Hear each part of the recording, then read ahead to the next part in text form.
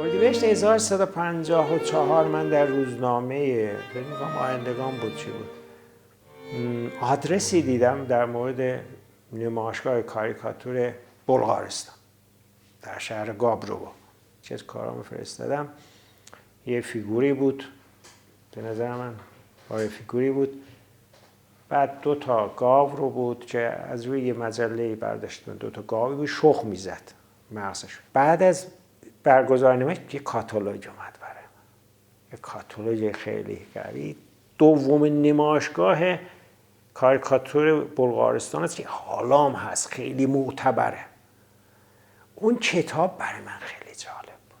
اونجا من دیدم بله وضعیت کاریکاتور در دنیا چه خبره، طراحی طنزآمیز، فیلم طنزآمیز، نمیدونم کارناوال چی است، اصلا بحث بلغارستان طنزه. من کپی نکردم، تأثیر گرفت از من، تأثیر گرفتم، کارام بهبود پیدا کرد و من دیدم دنیا در چه مرحله‌ای هست.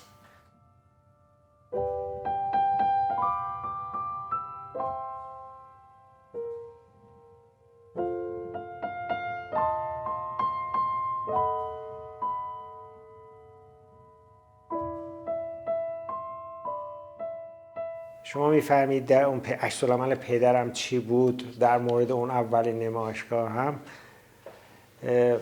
هیچ عکس‌العملی نشون نداد. به نظر من حالا من فکر میکردم مخالفت میکرد. بروشوری نوشتم و دقیق یادم نیست اون بروشور رو دارم، چون خودش زیاد دل خوشی نداشت از اون زندگی. دل خوشیش همون بود که بیاد اونجا چاپخونه کار کنه، جمعه هم بعضی موقع میومد و من منتظر بودم بهش اینو یه کمی آرامش کن، خیلی متنو تنده، نگفت، چاپ کرد. اکثر چاپخونه دارای تبریز روشن بودن و خیلی هم تحت نظر بودن. خیلی هاشون می اومدن چاپخونه و این اعلامیه رو چاپ کردی نمیده حروف می بردن ساواک و اینا رو، خیلی زیاد بود. یعنی ما درگیری داشتیم. عدالت رو من پیش چشم پدرم میده، یه صورت مثالی بود برای من. نمیتونست تحلیل بکنه جامعه شناسی رو، ولی میفهمید که یه ظلمی هست. آخه این چقدر کار کنه یه جایی نمیرسید، مگه با کار کردن نیست، با استعداد نیست؟ پس اینا چرا نمیتونه برسه؟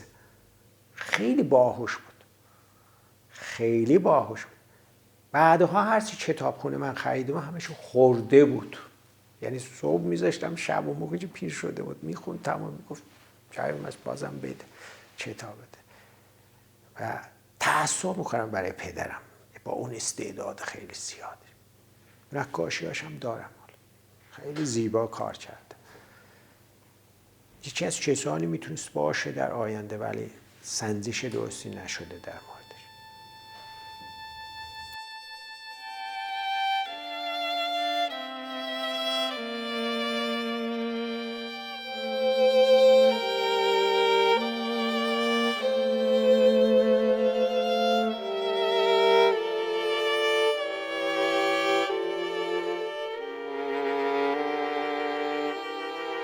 1353 آوردیم نمایشگاهمون رو در سیحون.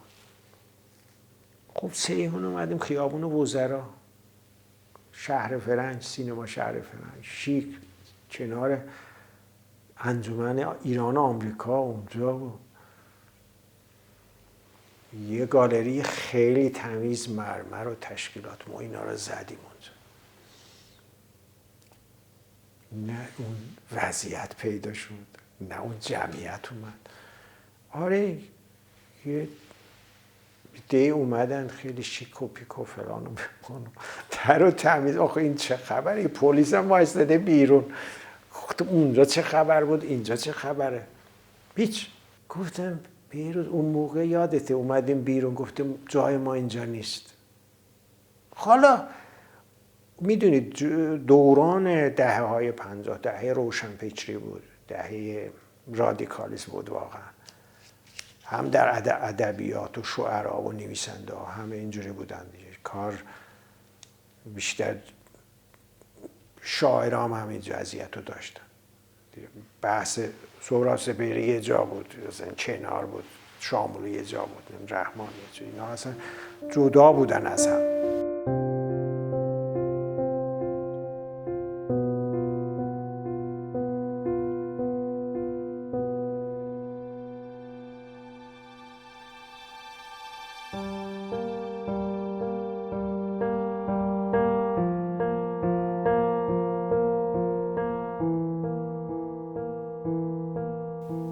یه نمایشگاه تقریبا انفرادی بود تو نگارخانه تخت جمشید 55.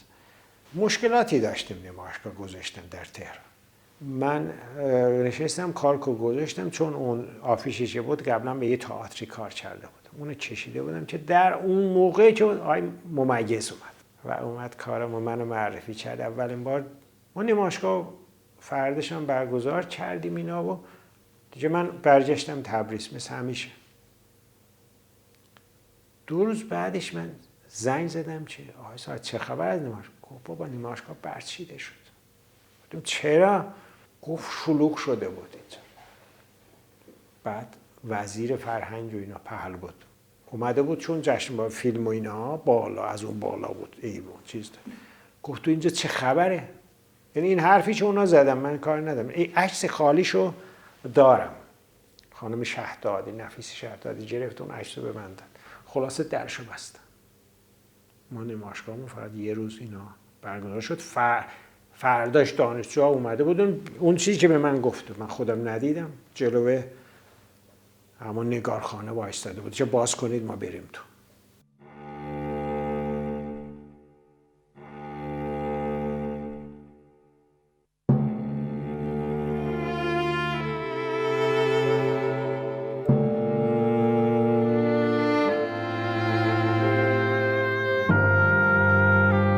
بعد از اینکه دانشگاه تمام کردم من 1358 رفتم ترکیه. یه هفته اونجا بودم. یه هفته محیط اونجا بود.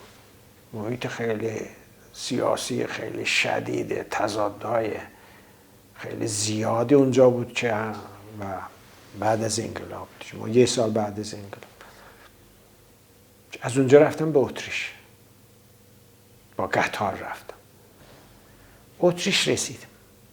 اولین شب فیلم یه اتفاق ساده نمیدونم فیلم ساده 6 سال است. اون شب اونو نشوندن و اولین دیدارم اروپا، محیط هنری، محیط های چیز، چشمم باز شد و شروع کردم موزه ها رو دیدم و موزه های خیلی زیبایی رو من دیدم. کلمنت آثارش رو، ون گوگ آثارش رو دیدم اونجا. آرت نوو رو اونجا خیلی قشنگ وقتایش رو من فهمیدم اوضاع چیه.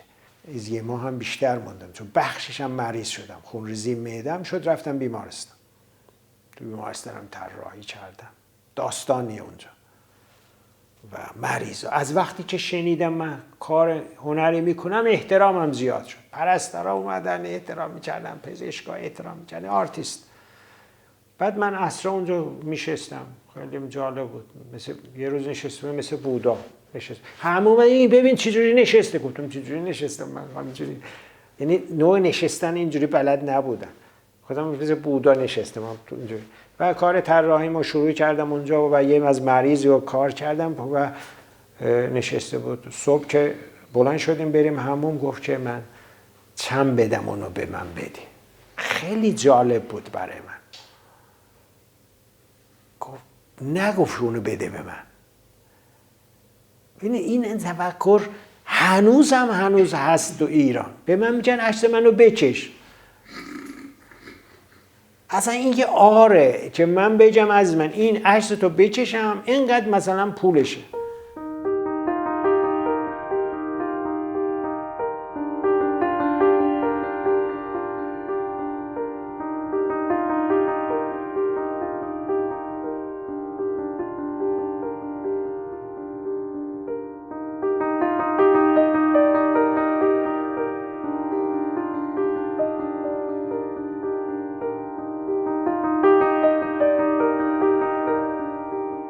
من درس بزرگی بود واقعا.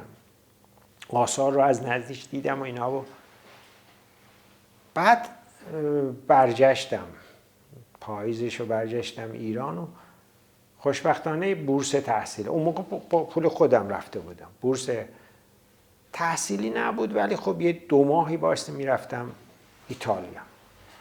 اسم منم اومد 1359 فروردین 11 فروردین 13 2 روز مونده بود ما رفتیم ایتالیا. خیلی جالب بود اون موقع برای من.